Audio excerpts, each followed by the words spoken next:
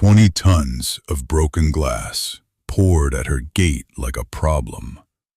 The factory man smiled, handed her a disposal notice, and drove away. She knelt, lifted one handful of cullet, and let it fall through. 2 years later, the factory sent someone back with an order form. Fog sat on the bottomland at 6 in the morning, thick enough that Mara Ellingson heard the pile before she saw it.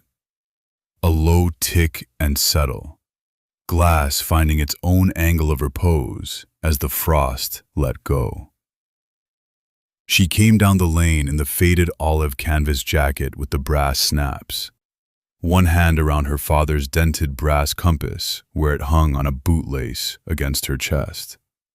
And she stopped at the gate she'd shut the night before. 20 tons. Poured across her road frontage like somebody emptying an ashtray out a car window. She walked the length of it, 61 paces, heel to toe, counting under her breath. Breath going white, her cheekbones going pink in the cold, the way they always did. The pile came to her shoulder at the crest and tapered off into the ditch grass at both ends. Green glass mostly, amber in streaks, some clear. Not bottles, bottle failures. Rejects and cullet and the sweepings off a furnace floor. And it caught what little light there was and threw it back at her in 1,000 small, dirty flashes. She crouched and put her bare hand into it, careful, the way you'd put a hand into a dog you didn't know. Powder at the bottom, fine as flour, gritty on the fingertips. The stuff that gets past every screen. Then sand grade, then pea size, then chunks the size of a fist, some with the shoulder curve of a jar still readable in them. She rolled a piece between finger and thumb and felt the edge, sharp but a young sharp, the kind that dulls. She turned it over twice and put it in her jacket pocket. Stapled to the gatepost in a clear plastic sleeve so the rain wouldn't ruin it was the notice. Courtesy placement, non-hazardous silica byproduct. Willamette Glassworks letterhead.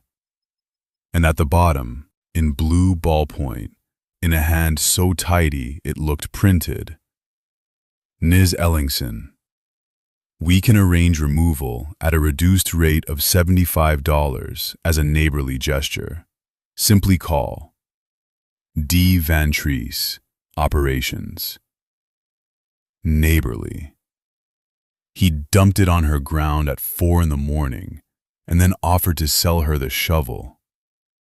Douglas Van Treese had come out the week before in his charcoal suit jacket and polished black Oxfords, standing in her mud like a man who expected the mud to apologize. The aluminum clipboard tucked under his arm, rimless glasses fogging faintly. He'd looked at the barn, the tools, the 22-year-old truck. He'd looked at her.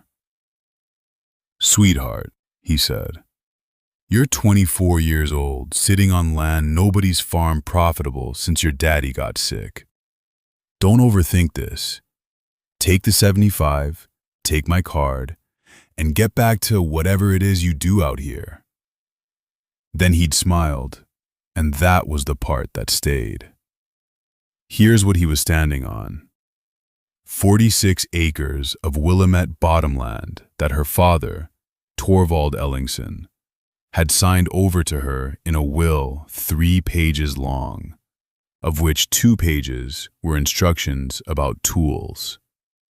Clay-heavy ground, the kind that goes to concrete in August and to soup in February, and gives you about a 4-day window in spring where it'll take a disc without smearing.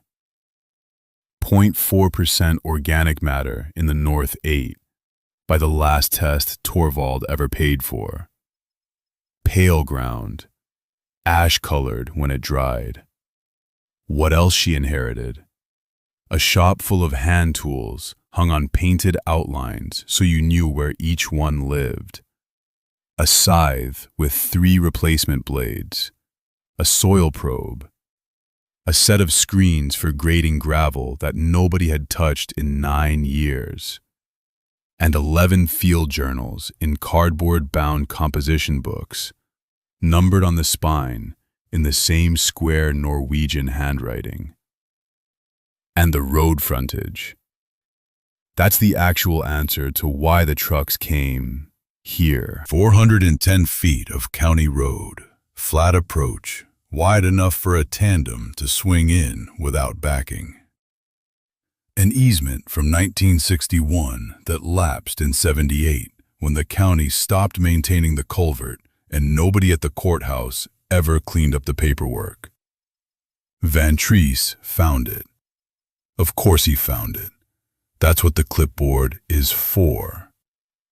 A gray zone, a widow's daughter. A girl with no lawyer and no money and no husband to raise hell at a county meeting. Cheapest disposal in this state is disposal on someone who won't argue. So she measured it. Not that morning. That morning she just walked it. But by noon she was back with a tape, a hand level, a stake, and one of Torvald's screens. Base width 22 feet, average height 4.5, run 160. She did the geometry on the back of the disposal notice, called it 1,100 cubic yards loose, and then, because loose glass isn't loose gravel, she filled a 5-gallon bucket, weighed it on the grain scale, and worked backward. 20 tons. Give or take a ton. Then she screened a bucket through 3 grades and wrote the fractions down. Roughly 40% under a 1/4 inch, 20% sand and powder, the rest chunk. And she stood there in her mud-kneed jeans with glass dust in the creases of her palms and thought a thought that would have gotten her laughed out of any coffee shop in the county. Nothing here is broken. It's just sorted wrong. People slowed down to watch. They did. Harlan Pike came by around 3 in his flatbed with the chipped enamel mug riding the dash, slowed to 5 miles an hour, rolled the window down, looked at the pile, looked at the girl with the rake and the honey blonde braid down her back, and laughed. Not mean, exactly. Worse. Fond. The way you laugh at a dog chasing a car. "Ellingson," he called. "You planning to plant that?" She raked another pass and didn't look up. That's the whole conversation. That's the entire exchange. He drove off and she worked until the light went, and 3 more trucks slowed and 2 more men laughed. And the pile went from a mess to a pile with a shape, because she'd started the sort. Kitchen table, 9 o'clock. 1 lamp. Boots off, feet on the crossbar. A mug of coffee she'd forgotten to drink. She pulled journal number 6 because 6 was 1974, the year Torvald built the sand filter out of a busted stock tank, and she was looking for how he'd graded the media. She found the grading. She also found a line underneath it, pressed hard enough to emboss the next page. Waste is just a failure of imagination. Mara read it twice. Then she took the pencil out of the spine, and beside her father's words, she wrote the date. The kerosene lamp threw a wobble of yellow across the page, and Mara read that line 4 more times before she let herself blow the flame down. Waste is just a failure of imagination. Her father had underlined it twice, hard enough that the pen had torn a little burr in the paper. She sat with her thumb on the burr like it was Braille. Then she went and found out what she actually owned. Cullet. That's the word. Say it out loud and it sounds like a bird. What it means is broken glass, scrap glass, off-spec glass, the trim and the busted sheets and the startup runs that come off a float line before the ribbon settles into tolerance.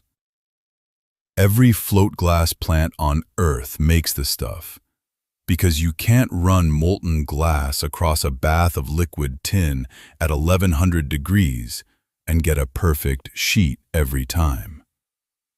You get edges, you get bubbles, you get a whole shift's output that reads 2/1000ths thick at the far side and goes straight to the scrap conveyor.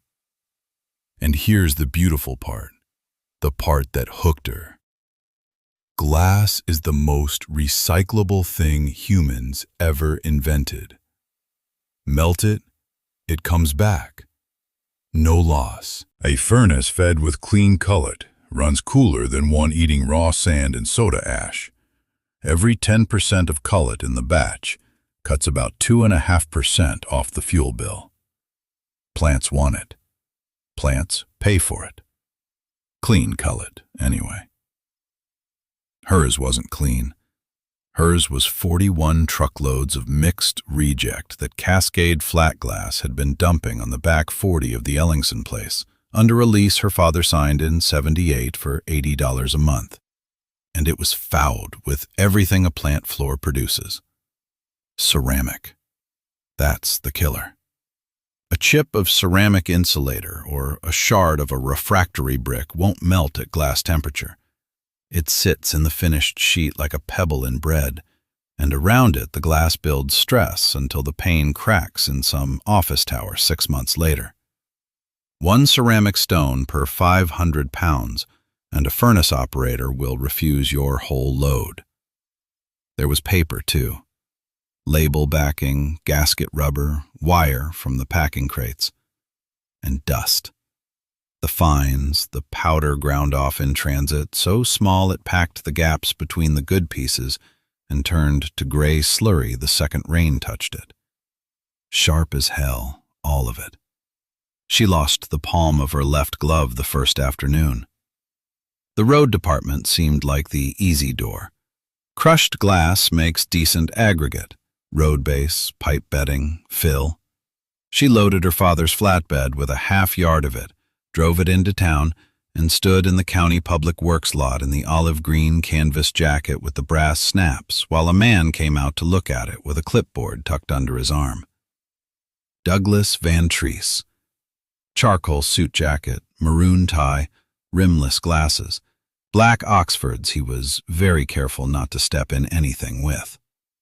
He looked at the pile on the truck bed the way you'd look at a dead animal in a driveway. "Honey, that's not aggregate. That's a lawsuit with a tarp over it." He said honey the way other men say boy. He explained, patiently, in short, kind words, that county spec required washed material under 3/8 inch with no sharps and under 2% contaminants, that her father had been a nice enough old crank but had left her a liability, not an asset, and that the smart thing, he tapped the clipboard twice like a metronome for the slow, was to call a disposal broker, eat the fee, and go get a job in town like a sensible young woman. "There's no product here," he said. "There's just a mess somebody's daughter inherited." She said, "I'll need that in writing." He blinked. He wrote it. He handed it over with a smile that had absolutely nothing behind it, and she folded the paper into her jacket pocket and drove home with the half yard still on the truck, because she was not going to pay a tipping fee to throw away the thing she was going to sell him. Under 3/8, no sharps, 2%. Fine. Those were numbers. Numbers she could work with. The first screen she built out of a scrap door frame and quarter-inch hardware cloth from the feed store, $4 and change, stapled around the edges and braced with lath. She set it over a wheelbarrow at an angle and started shoveling. It clogged in 90 seconds. The fines packed the mesh into a solid gray mat, and then the good glass just rode over the top of it and off the low edge onto her boots. She scraped it, shoveled again, clogged again. On the fourth load, she leaned into the shovel to break the pack loose, and the frame split along a nail line and folded like a card table, dumping 30 pounds of contaminated glass across the yard. She stood in the middle of it with the brass compass swinging on its bootlace against her chest, cheeks gone red in the cold, and she didn't swear. She squatted and looked. Here's what she saw. One mesh size can't sort a range. She needed grades, a coarse deck to catch the big shards and the chunks of brick, then a finer deck under it to pass the product she wanted, then nothing at all under that but a place for the powder to go. And the powder was never going to shake out. Not in Oregon, not in a wet December, not when the fines were damp enough to cake. You don't shake fines out of wet glass. You wash them out. The second screen took her 9 days.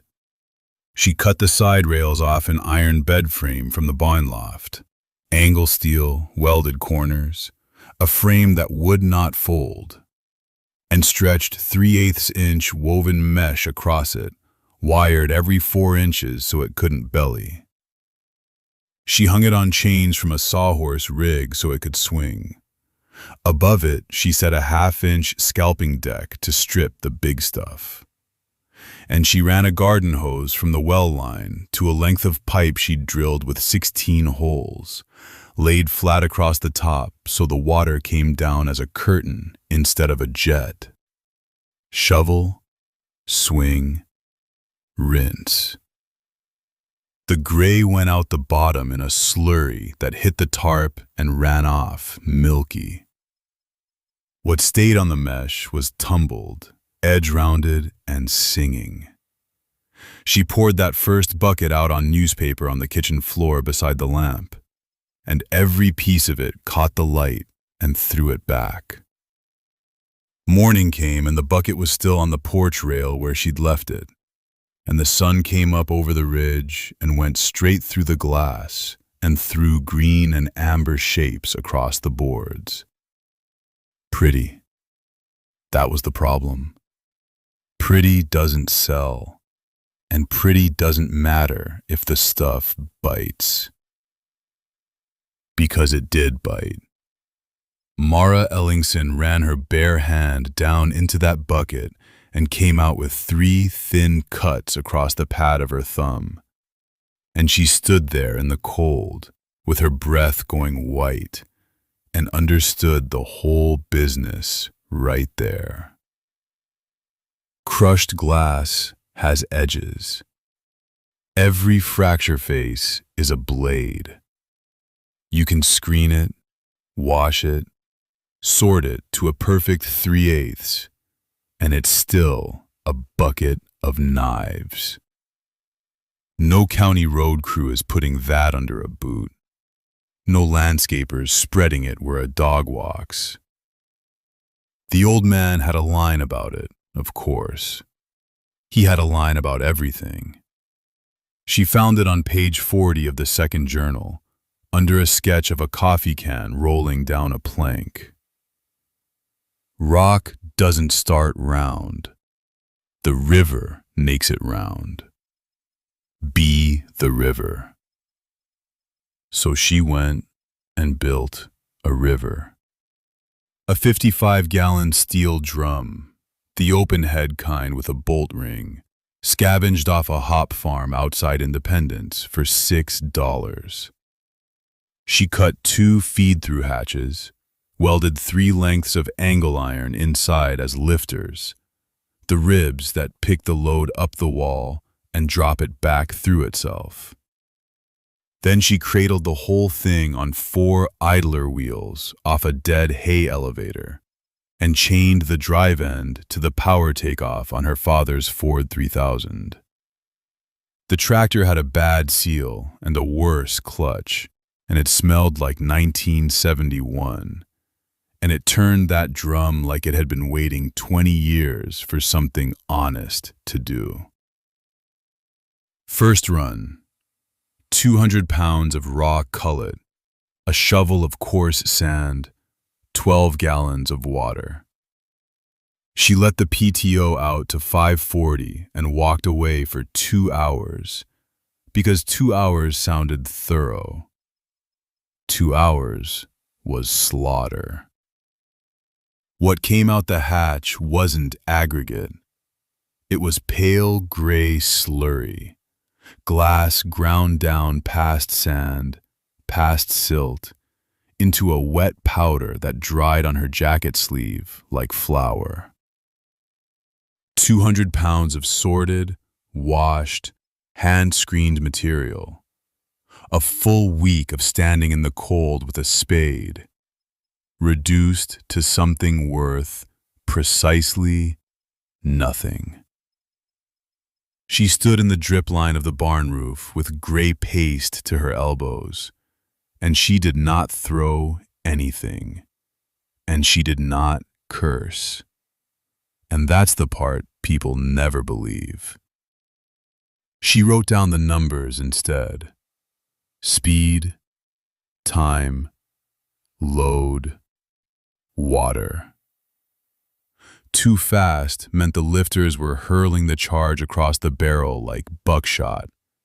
Impact energy, not attrition. Too long meant everything that survived the first pass got eaten in the 9th. She wanted rubbing, not smashing.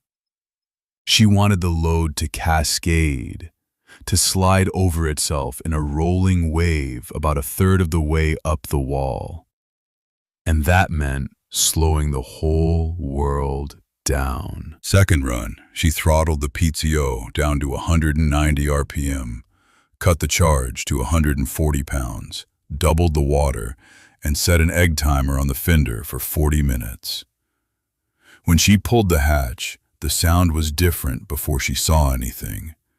Not a rattle, a hiss, almost a pour.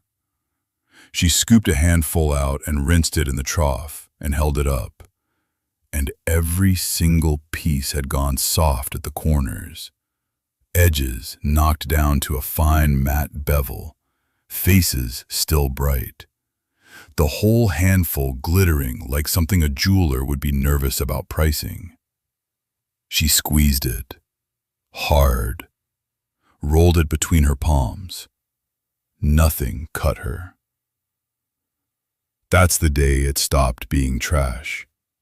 Right there, in a cold barn, holding a fistful of what a smug man in polished black Oxfords had once called a liability she'd be paying to bury for the rest of her natural life.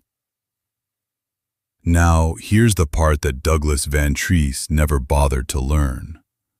Because men with aluminum clipboards don't do arithmetic that doesn't end in a fee. Crushed glass, angular and graded, packs at roughly 30 to 35% void space. 1/3 of it is air. Water hits it and goes straight down and keeps going. Compare that to the ground she was standing on. Willamette Valley clay. The good, silty stuff on top, and the heavy gray pan beneath, compacted by 40 years of tractor tires, down to something with essentially no usable void at all. Rain on that clay doesn't infiltrate. It sits. It turns to grease. Then it turns to ruts. And the ruts turn to a lane you can't get a loaded truck down between November and April. Glass doesn't care about November. She had no customer, no permit, no contract, and nobody to prove it to. So she proved it to herself. She used her own driveway, a quarter-mile of it, from the county road to the barn turnaround. 2 weeks of work. She cut the old rutted surface down 8 inches with a rented box blade, shaped a crown into it, 1.5 inches of fall to each side, which is the whole reason roads shed water and the exact thing everyone forgets. Then she rolled out geotextile fabric, the woven kind, $94 for a 12.5-foot roll out of a drainage supplier in Salem. That fabric's the unglamorous hero of the entire thing. It keeps the clay from pumping up into the aggregate every time a wheel loads and unloads. Without it, your stone sinks and your subgrade rises, and in 3 years you've got mud again with expensive rocks in it. Over the fabric, she laid 6 inches of tumbled cullet in 2 lifts, 3 inches each, compacted between with a plate she borrowed and never once mentioned to anyone. 14 tons. Every pound of it hauled, sorted, washed, screened, tumbled, and spread by one woman with a thick, honey-blonde braid down her back, and her father's dented brass compass swinging against her chest every time she bent to the shovel. The storm came the second week of November. 4 1/10 inches in 31 hours, measured in the 10 gauge on the fence post. Down the road, the Nyquist place, good gravel lane, 5/8 minus, laid proper, went to soup. 2 ruts a hand deep, standing water the length of it, a UPS truck spinning to the axle at the mailbox. Mara walked her quarter-mile at dawn in the drizzle. No ruts, no puddles, not one. The glass held. Harlan Pike's truck stopped in the rain at the end of her glass drive, engine idling. He sat there a full minute, wipers dragging, looking down the quarter-mile like a man studying a stain on his own tablecloth. Then he swung the door open, planted those ox-blood cowboy boots in the wet, and walked 10 feet onto the surface with his chipped enamel travel mug in one hand and the other in his back pocket, chin down, that slow rolling gait of his. Mara came out of the barn to meet him. Olive canvas jacket, brass snaps. Hood down because she never bothered with a hood. Rain flattened the loose strands at her temples and reddened her cheekbones the way cold always did. And the dented brass compass on its bootlace swung once against her chest and went still. Harlan crouched. He picked up a piece of the surface, rolled it between his thumb and finger, and made a show of examining it under the gray light like a jeweler who'd been handed a rock. "You know what this is," he said. "I know what it is. It's broken bottles, Mara. It's a landfill somebody talked you into hauling home." He straightened up, knees popping. "Your dad was a peculiar man, but he had sense. He'd have run that suit off the property with a shovel." She didn't answer. He was just getting warmed up. "I've got trucks on this road, feed trucks, cattle trailers, my own boys running back and forth. You lay a quarter-mile of cut glass at the mouth of your place, one blowout, one tire sliced open at 40, and I'll own this farm before you can spell attorney." He tapped the mug against his belt. "That's not a threat. That's just how it works. 24 years old and playing in a broken bottle pile. Folks are talking, and it isn't kind talk." Here's the thing about Harlan Pike. He wasn't a villain. He was a 68-year-old man who'd never in his life had to consider that he might be wrong about dirt. And that made him worse than a villain.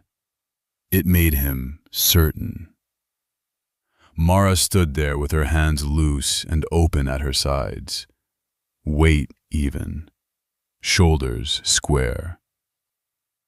"Drive on it," she said. 2 words. That's all she gave him. He looked at her. She looked back with those pale, gray-blue eyes and did not blink and did not elaborate.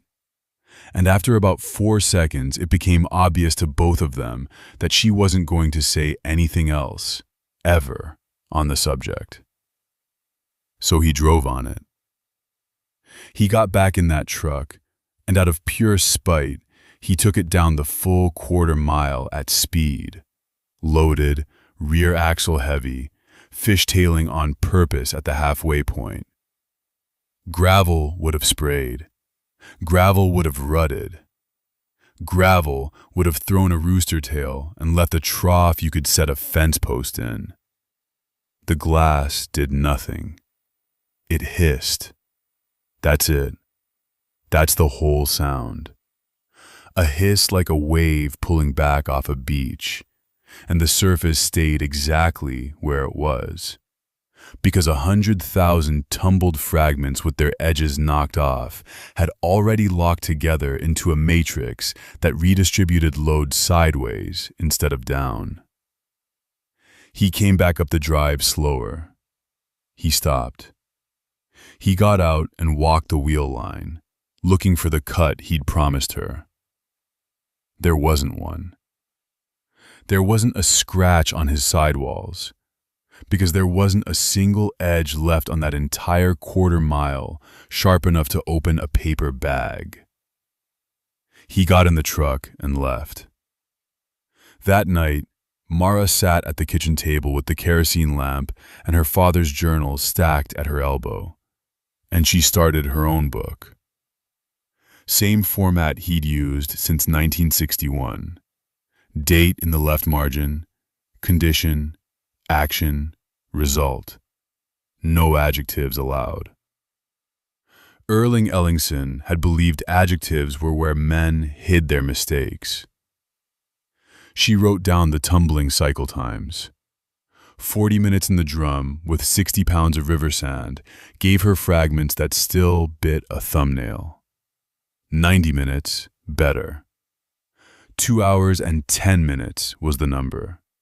Past that, she was grinding good material into dust and burning diesel for nothing. She logged screen fractions like a chemist. 1/2 inch minus for the base course, because the core stuff interlocked and drained. 1/4 inch for the middle. 1/8 inch and finer, the sugar, for the top 3/4 of an inch, because that's what filled the voids and set up hard as a plate under weight. Ratio by volume, 4:2:1.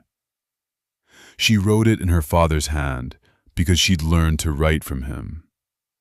Then she wrote a single line at the bottom of the page, the one he'd told her at the loading chute when she was 9 years old and crying over a calf. Waste is just a failure of imagination. The county disagreed. Loudly. By late October, she'd become a bit at the feed store in Riddle, a punchline that got trotted out whenever conversation lagged. The glass lady. Somebody'd walk in and ask if the glass lady was hiring, and somebody else would say she pays in bottle deposits, and the whole counter would go. A man from the co-op told the joke about her needing a broom instead of a harrow, and it went around 3 times that week and got funnier each lap. Nobody said any of it to her face. That's the thing about a small county. The mockery arrives secondhand, always, delivered by a neighbor who tells you what people are saying and then adds that they told them to hush. Mara kept tumbling. 2 hours and 10 minutes a batch. November 2nd, the flatbed came back. Douglas Van Treese stepped down in his charcoal suit jacket and polished black Oxfords, mud immediately claiming both, rimless glasses beaded with drizzle, Slim aluminum clipboard tucked under one arm like a scepter. 20 more tons behind him, and this time, an invoice. "Disposal fee," he said, unclipping the paper and holding it out with 2 fingers, the way you'd hand a napkin to a stranger. $75. We've been generous, but the accounting department needs the tonnage to land somewhere, and frankly, you should be grateful anyone's willing to keep hauling out to a place like this. He smiled when he said it. He always smiled. Mara took the invoice, read it, looked up. "I'll need a receipt," she said, "and a signed transfer of title. Every ton, in writing, in my name." Van Treese laughed, an actual little chuckle, the sound of a man being asked to sign over the ocean. "You want the title? To garbage? Those are my terms." He signed it standing on the hood of his own truck, still amused, and handed it over with a flourish. And in that moment, a man in polished shoes legally deeded 20 tons of free raw material to the woman he'd spent 4 months calling a dumping ground. She wrote, The transfer of title slip went up on the barn wall with a single galvanized roofing nail, right beside the journal hanging from its bootlace loop. 2 lines of Harlan Pike's handwriting and 1 signature, releasing 11 tons of container glass the county had already charged him $75 a ton to make disappear. Free material. Signed for. Legal. Mara read it twice, snapped the compass case shut against her chest, and went back to the screens. Because raw, crushed glass isn't a product. It's just noise in a pile. Her father had written that about gravel 40 years earlier. Sort it or sell it cheap. Those are your 2 roads. And she'd finally understood what he meant the morning she poured a shovelful through her hands and watched 4 different sizes fall out at 4 different speeds. Sand at the bottom, chips like broken teeth in the middle, chunks that would gouge a bare palm on top. So she built 3 grades. Top screen, 3/8 of an inch. Hardware cloth stretched over a welded frame she rocked by hand on a pair of truck springs. What stayed above went back through the crusher drum. What fell through and stayed on the second screen, that was decorative, 3/8 and under, tumbled soft in the drum for 40 minutes with a scoop of coarse sand as an abrasive until every edge went dull as a river stone. You could roll it in your fist and not bleed. That was the whole point. Second product came off the coarse cut, 3/4 inch drainage aggregate, angular on purpose, the kind of chunk that locks against its neighbors and leaves 18% void space for water to run through. French drains, planter beds. Anywhere a contractor was paying $11 a ton for pea gravel trucked in from a quarry 40 miles east. Third product was the dust everybody else threw away. Washed fines, anything under 1/8 of an inch, rinsed twice and dried on plywood in the sun. Bedding sand for pavers. Glass sand doesn't hold water the way quarry fines do. Doesn't turn to gray putty in an Oregon February. She tested it herself, packed a 2-inch bed in a wooden frame, set 4 patio blocks on it, and left them out to 9 straight days of rain. They didn't move a 1/4 inch. Then came color, and color was the money. Mixed glass runs muddy. Browns and greens and clears together give you a driveway the color of an old bottle dump. And that's exactly what it looks like. Junk. But sorted. Sorted is a different animal. Green alone, wet with rain, reads like sea glass.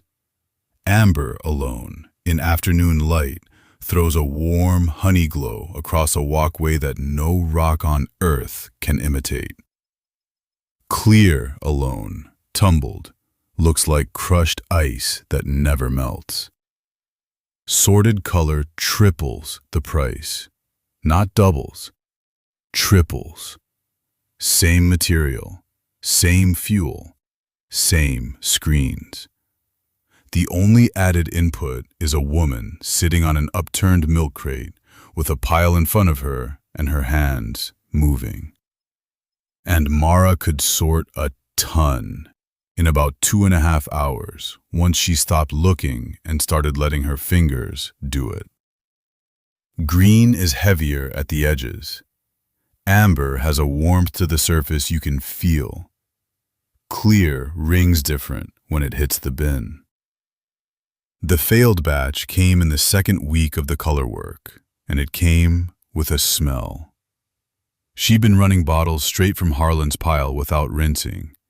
Labels still on, sugar syrup still in the bottoms, dregs of beer, cider, whatever had been in them when the county said no.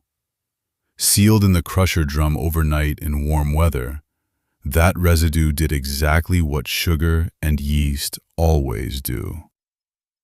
She opened the hatch the next morning and got hit with a wall of sour, yeasty rot that made her step back off the ramp. The whole 1,100-pound batch was slimed. Paper pulp welded into the fines. Unsellable. Small noise. 1 drum of stinking glass, dumped and hosed and started over. Catastrophic failure. The same rot, multiplied, is why the county buries this stuff in the first place. Nobody wanted to build a rinse stage, so they built a landfill. She built the rinse stage in 4 days. A sloped concrete pad, a 100-gallon stock tank, a perforated barrel she loaded and turned by crank while the water ran through. 3 minutes a load, labels sheeting off, syrup gone. The rinse water went to a settling trough and then out to the pasture, and the pasture didn't care. After that, no smell. Ever. Every failure paid rent. That one bought her the difference between a hobby and a business. She kept the numbers in the back of the journal, pencil, 1 line per week. Material cost, $0. She was being handed the raw feedstock by men who'd already paid to be rid of it. Diesel for the tractor-driven crusher, replacement screen cloth, drum belts, and her own labor priced at what she figured she was worth. $18 a ton, all in. 18. Against a market where washed decorative aggregate was moving at 40 to 55. You do that math once, and you never sleep the same again. The Portland man found her the way most good things find people. By accident, at 25 miles an hour. He'd driven out to look at a client's acreage, took the wrong county road, and slowed because the driveway he was passing was glowing amber in the low sun, like somebody had paved it in bottled light. He backed up. He got out. He crouched, picked up a handful, rolled it, and looked at his palm. No cuts, no dust. Who makes this? Mara wiped her hands on her jeans and told him she did. He wanted 4 tons of amber, delivered, and he wanted to know her price before he'd say his budget, which was the first honest thing anybody in a clean shirt had done on that property in 2 years. She said 46 a ton. He said fine, so fast she knew she'd priced it low, and she filed that away without changing her face. The invoice she wrote by hand at the kitchen table that night on a 2-part carbon pad from the feed store. Date: 4 tons, amber decorative, 3/8 minus, tumbled. $184. Terms, payment on Dell. The carbon copy of invoice number 1 went into the journal, folded once along its length and slid between the pages where her father had written about drainage in the north pasture. Yellow paper, blue ink, her handwriting still cramped from nerves. 4 tons, $46 a ton, $184, paid. She looked at it for maybe 10 seconds. Then she closed the book, because there was work. The math had already started nagging at her on the drive home from Portland. 4 tons was nothing. She had maybe 60 tons left in the pile behind the equipment shed. And at the rate the architect's crew was talking, pathways, bed borders, 3 more projects in the queue, she'd be scraped down to bare gravel by August. Which meant she needed more glass. Which meant she had to go ask. So on a Tuesday morning in March, with the rain coming sideways off the Coast Range, Mara Ellingson drove to the Callaway Glassworks plant in her father's flatbed, walked through a lobby that smelled like carpet glue, and asked the woman at the desk who she'd talked to about buying Cullet. They put her in a chair. She sat with her hands loose and open on her knees, her braid heavy down her back, the brass compass under her Henley pressing cold against her sternum. And while she waited, she read the wall. That's where it was. A framed service contract hung up like an achievement. Cascade Regional Disposal, 3-year term, industrial vitreous waste. And there in the middle of the page, in a font not one soul was meant to read closely, estimated monthly volume, 400 tons. Tipping fee, $31 per ton. Do that arithmetic with me. 400 tons, $31 each. $12,400 a month this plant was paying to bury the exact material she'd been hauling home for free in a truck with a bad leaf spring. $148,000 a year to make a problem disappear into a hole in Clackamas County.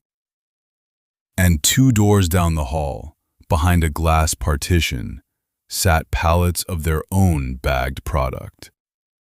Kiln-dried decorative aggregate, dyed amber and cobalt, 50-pound bags at $9 retail. Dusty pallets, shrink wrap gone cloudy with age. Nobody was buying it, because nobody wanted a 50-pound bag of pretty rocks, and because they'd never figured out what she'd figured out over 2 years of tumbling and screening and failing. That the money wasn't in the color, it was in the edge. Round the edges, grade the size, and it stops being broken glass and starts being a material. They were sitting on a landfill contract and a warehouse of unsold bags. And they didn't know those 2 facts were the same fact. Douglas Van Treese came down the hall at that small, unhurried pace of his, aluminum clipboard tucked under one arm, rimless glasses catching the fluorescent light, hair combed hard to that right side part. He shook her hand like he was checking the weight of a melon. "Miss Ellingson, I've heard your name twice this month. That's unusual for someone with no business license." She had a business license. She said nothing. He sat, crossed one charcoal trouser leg over the other, and started talking about a consulting arrangement That was his phrase. A consulting arrangement. Calloway would engage her as a paid consultant, $400 a month, to document her tumbling process. Drum speed, media ratio, screen sizes, dwell times. After which, Calloway would hold a perpetual license to the method, and she'd be free to keep operating at what he called her hobby scale. "Let's be honest about the situation," he said, and adjusted the clipboard on his knee. "You're a girl with a rock tumbler and a dead father's truck. This is a courtesy. You understand that the market you think you've found is a market we would enter with 3 phone calls." I'm offering you a soft landing instead of a lesson. He said it kindly. That's the thing about men like Van Treese. The knife is always wrapped in a napkin. Mara let the silence go long enough that he started to fill it, and then she cut across him. "No consulting. I'll buy your waste stream. $4 a ton, minimum 200 tons a month, 3-year term. I load it, I haul it, I take everything, including the fines and the tramp material. The process stays mine." He actually laughed. $4. "You're paying $31 to bury it," she said. "I'll need a receipt for the first load." 4 words in that room mattered. "Those are my terms." And she said them, getting up out of the chair, jacket over her arm, already turning for the door. He didn't take the deal. Not that day. He said he'd have to run it past corporate, in the tone men use when they mean they'd rather set money on fire than let a 26-year-old woman in scuffed boots teach them arithmetic. The rain didn't quit for 9 days. Here's the part nobody puts in the story afterward. On the 4th night of that rain, the tumbler motor seized. A bearing, water in the housing, $40 she didn't have, and the creek came up over the low corner of the yard and took maybe 2 tons of finished product with it, washing amber and green down into the ditch grass like somebody had spilled a jewelry box. She stood out there in the dark in her jacket with the brass snaps, soaked to the skin, cheeks gone red raw in the cold, and watched 2 weeks of work leave. Inside, on the kitchen table, sat the letter from Willamette Valley Savings. $40,000, equipment loan, secured against the 91 acres. All she had to do was sign, buy a reel crusher and a proper screen deck, and take on a payment that would outlive her patience. Have you ever wanted something so badly you could taste how easy it would be to lose the whole thing getting it?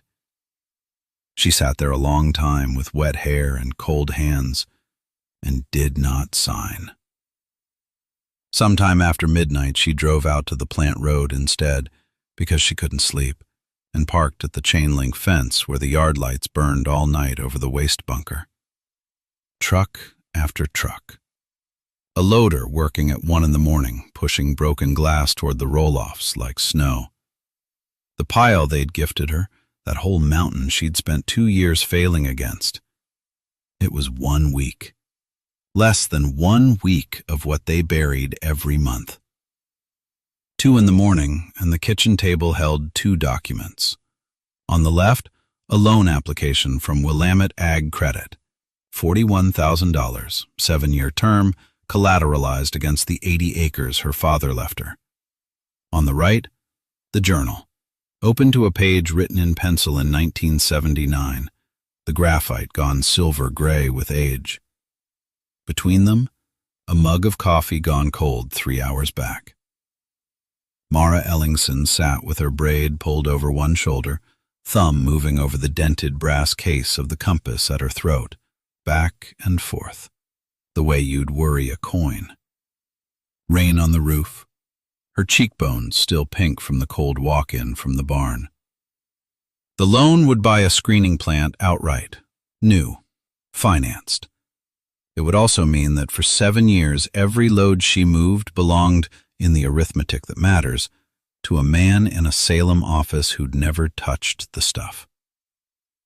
Have you ever wagered everything on an idea nobody else believed in? Not a weekend, not a hobby. Everything. The ground under you, the name on the mailbox, the years you can't get back. And had every reasonable person in your life tell you, kindly, in that soft voice they use for the slow, that you should stop now while there's still something left to sell? She read the page again. The land doesn't need a whip. It needs a meal. Her father had written it about pasture. It applied just as well to a bank.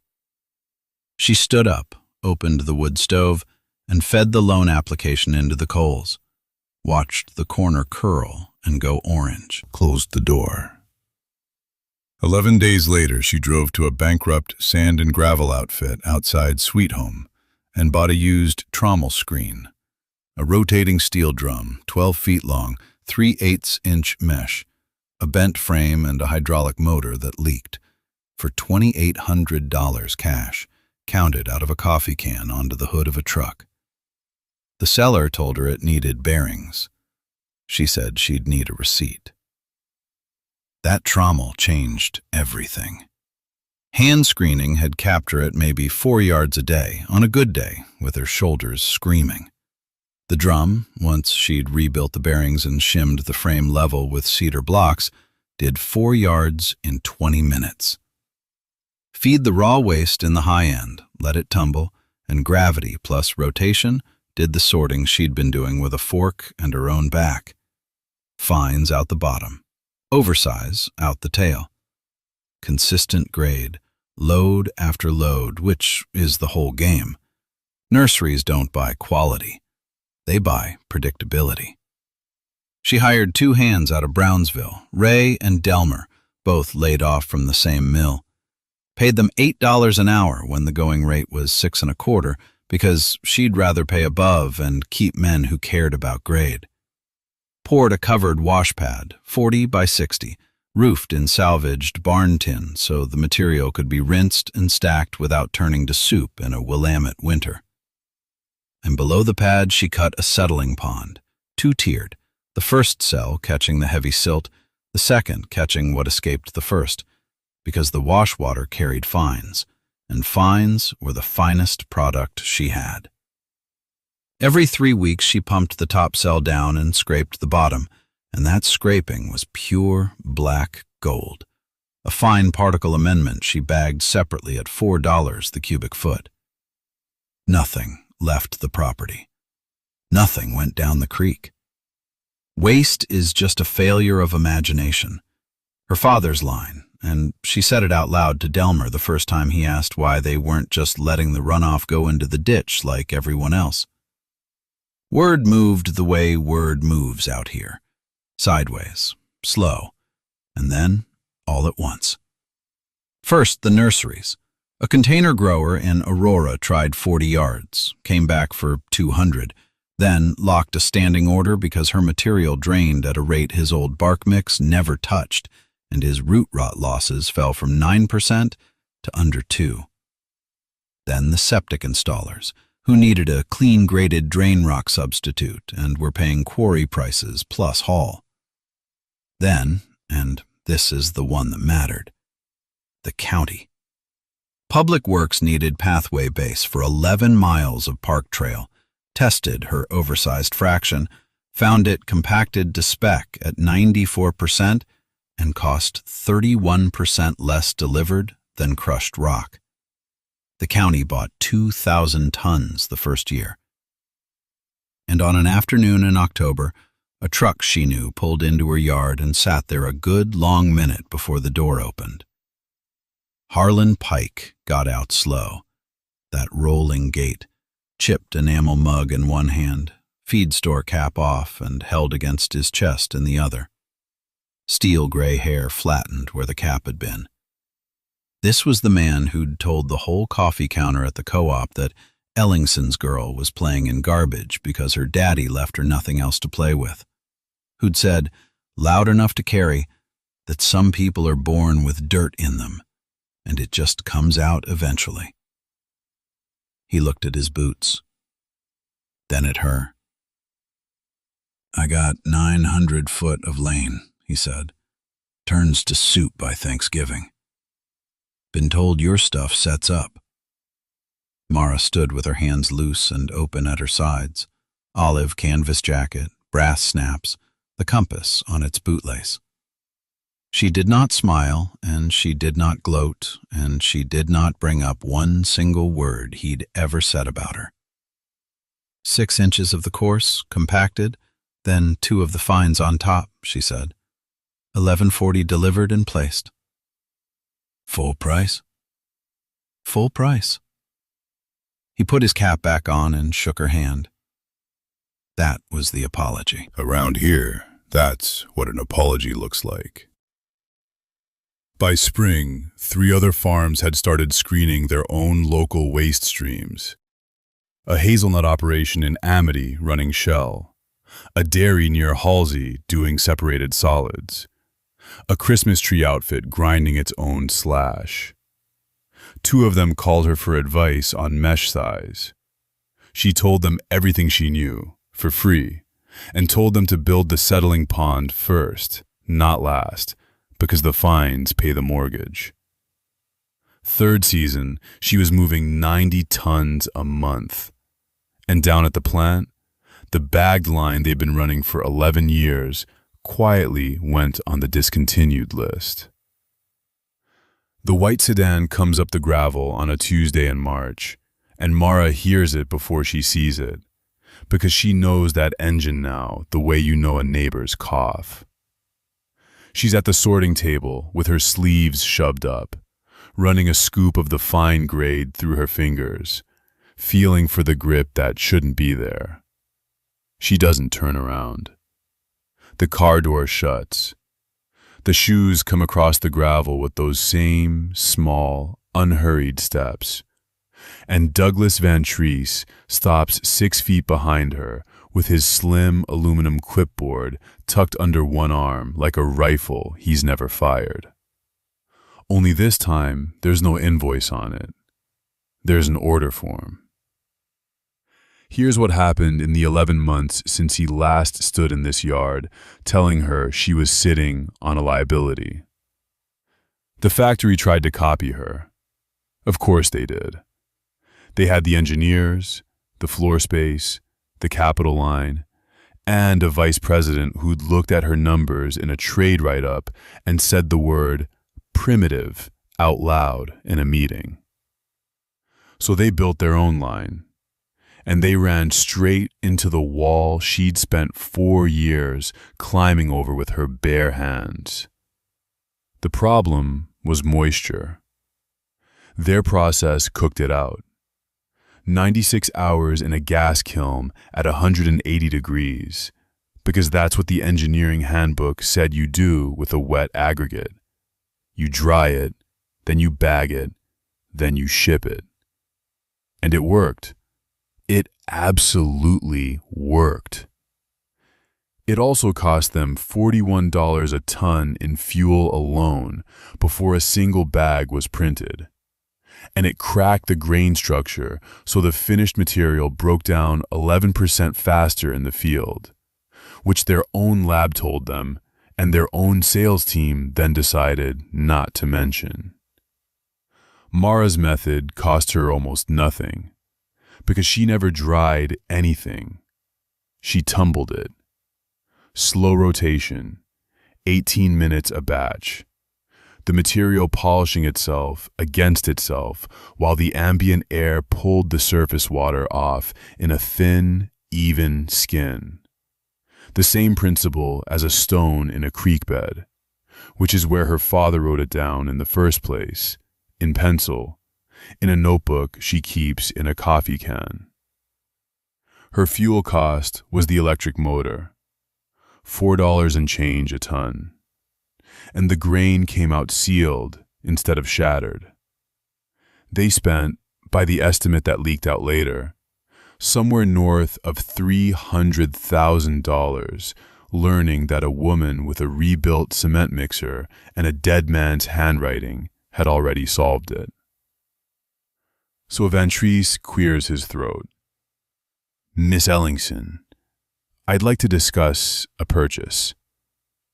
She sets the scoop down, turns. The cold's got her cheekbones red across the high flats of them, the way it always does.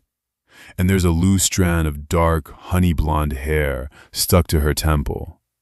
And the brass compass on its bootlace hangs against the gray Henley. And she looks at him the way you look at weather. Remember what this man said the first time he stood here? That she should be grateful someone was willing to haul her father's failure off the property. That the disposal fee was, and I quote, a courtesy to a girl who clearly doesn't understand what she's inherited. He said it with a smile. He said it while adjusting those rimless, rectangular glasses with the thin silver arms, patient as a dentist, like he was explaining gravity to a dog. Now he wants 90 tons a month. He gets through about 40 seconds of the pitch. Synergies, sourcing partnership, a volume commitment, terms to be discussed, before she holds up a hand and he stops. Because at some point in the last year he learned that she doesn't repeat herself. My label on the bag, she says. He blinks. My price. Cash on delivery, 30 days is not a thing I do, and no license to the method. You don't get the process. You get the product. 4 sentences. That's the whole negotiation from her side. 4 sentences and a hand still smelling like mineral dust. Watch him do the math. You can see it happen behind the lenses. The discontinued line, the kiln sitting cold, the 600 retail accounts already asking for the amber-flecked stuff in the plain craft bag with the compass rose printed on it. The fact that his division's numbers for the quarter depend entirely on whether he can walk off this gravel with a signature. He has no leverage. None. He came here with a clipboard and the assumption that a supplier is always the smaller party, and he's standing in front of the only source in 3 states. He was never evil. That's the thing. He was a system wearing a maroon tie. And systems don't apologize. They just quietly recalculate. That's acceptable, he says. No apology. Not one word about the $75 disposal notice. Not one syllable about a courtesy. He puts out his hand and she takes it. One dry shake, and his freckled knuckles are cold and hers are not. They do it at her workbench. Not the kitchen, not an office, not some conference room with a pitcher of water. The workbench, under the shop light, with a torque wrench pushed aside to make room and a coffee can of pencils within reach. He has to bend at an awkward angle to write, that slight forward lean of his going all the way over now, and she stands with her weight even and her hands loose at her sides while he does it. The contract is $19.83. 90 tons monthly minimum, priced at $196 a ton delivered, with a graded fines rider at a premium. $212,000 in annual volume, from a pile the man's own company paid to have removed. She signs second. Her copy she folds once and carries to the file drawer in the corner of the shop, the metal one with the sticky bottom runner that you have to lift and pull at the same time. Third folder from the front. And in that same folder, on top, is the original notice on company letterhead. 32 months old. Creased where it was jammed in a jacket pocket. Assessment of disposal liability. Amount due, $75. She never framed it. Never hung it. It just lives there, in the dark, with the contract laid down on top of it like a hand closing over a card. She pushes the drawer shut with her hip and goes back out to the tumbler, because the next batch is due to come off in 6 minutes, and it doesn't care who just signed what. Decades run past the way water runs off a screen deck, fast, steady, and then suddenly gone. Come up the same gravel drive on an October evening in her 71st year, and you'll see what 40-some seasons of stubbornness looks like from the road. The gate's the same gate, same hinge, same bent-top rail she never bothered to straighten.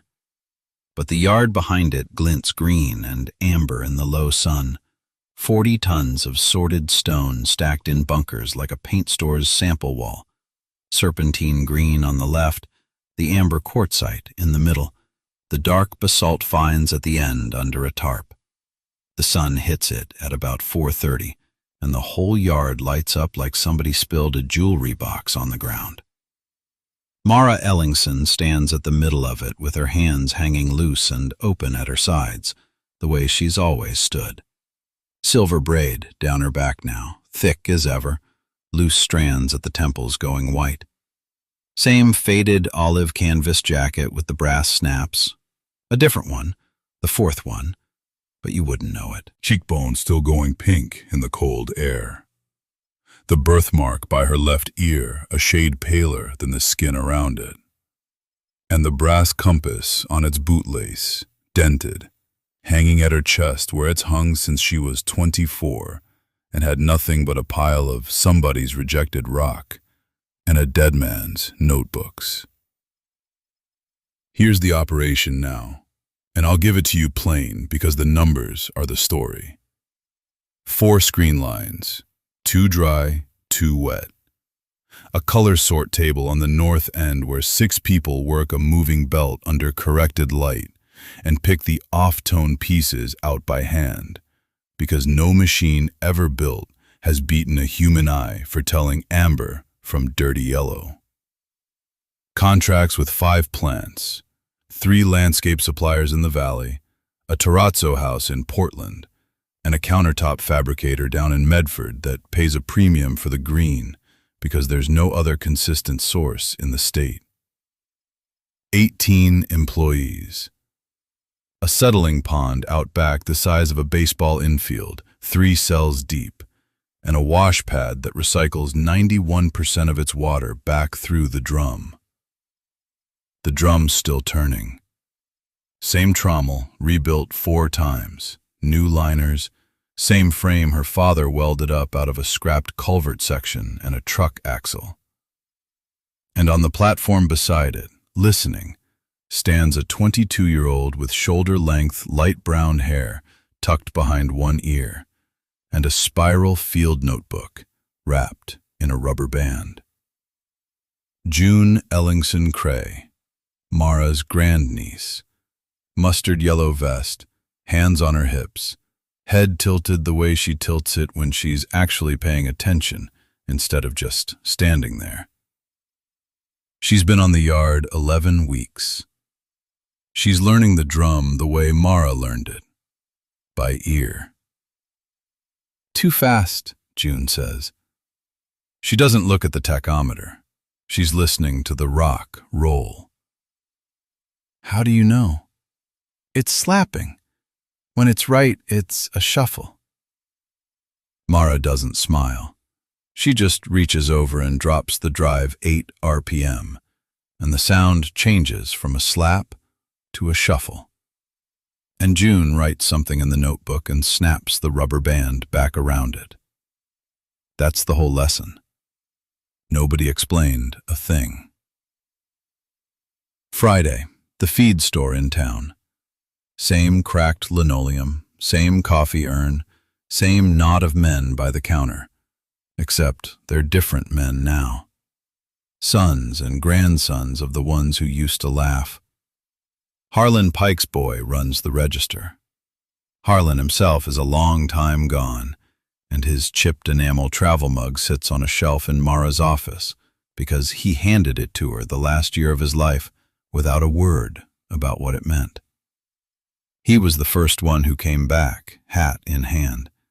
Bought 4 yards of the amber for a driveway apron in a year when he told everyone he'd bought it in Bend. Now half the county buys from her. The signs on the landscape lots say the product name and the county, not the old name. Nobody says the old name anymore. Nobody says the tailings girl Nobody says, Vantree's pit reject.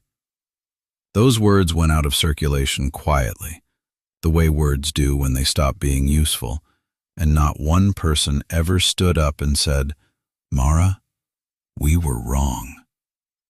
They didn't have to. They pay retail. That's the apology. As for Douglas Vantree's, the man with the aluminum clipboard and the rimless glasses and the small, unhurried steps, the man who once stood in her yard with his hands clasped at his belt line and told her, kindly, with a little tilt of the head, that she was a nice girl with no idea what she's holding. That there was no market for garbage and no market for people who deal in it.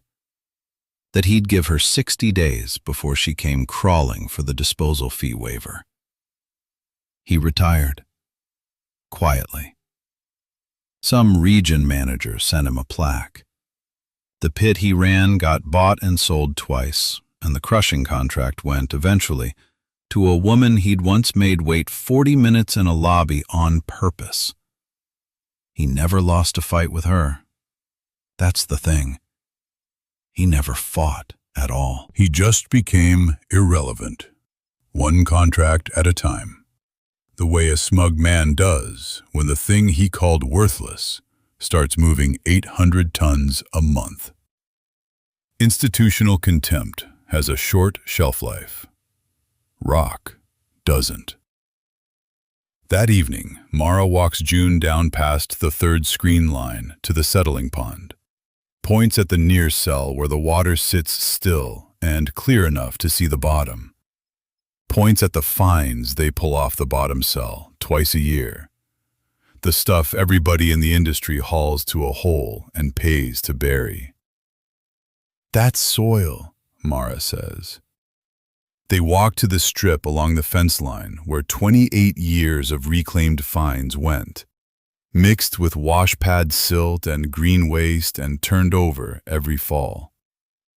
June crouches and digs 2 fingers in and comes up with a handful of something dark and crumbly that smells like a riverbank. 1970-something, that ground was pale as ash and wouldn't hold a weed. Have you ever put your hand into something and felt the last 40 years of somebody's life come apart in your fingers? June doesn't answer. She writes it down instead. Back at the office, Mara takes the 11 journals off the shelf, her father's 9, her own 2, and sets them in June's arms.